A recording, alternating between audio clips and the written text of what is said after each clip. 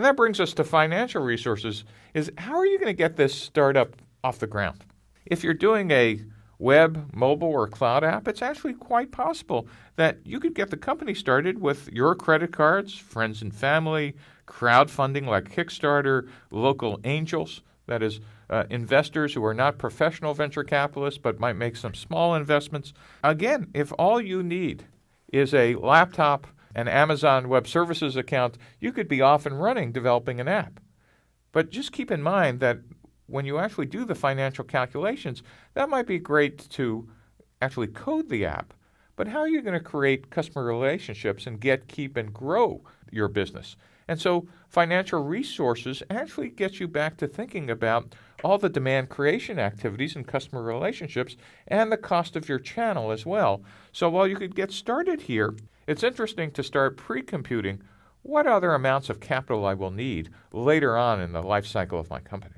If you have something in a physical channel or something in the enterprise that requires millions of dollars to start, you're more than likely to approach venture capital firms or corporate partners.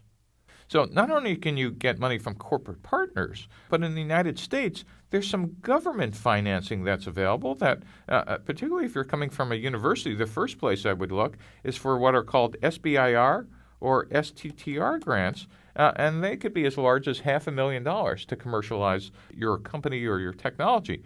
Also, the Small Business Administration in the United States offers grants to small businesses to start their companies. In your country, there might be the equivalent government funding. Now, once your startup is up and running and you're generating orders and revenue, there's some other alternatives. So, for example, you might be able to go to a bank and have them finance the lease of expensive physical equipment. If you're buying tons of computers or vehicles or manufacturing equipment, you might actually be able to get what's called a lease line so you don't have to pay cash for them.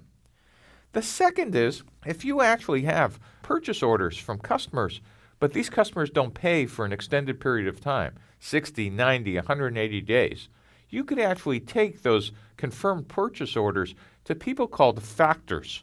And factors make a business out of lending you money on that purchase order at a discount. And so if you need cash, factoring is a normal part of financing in certain industries and segments.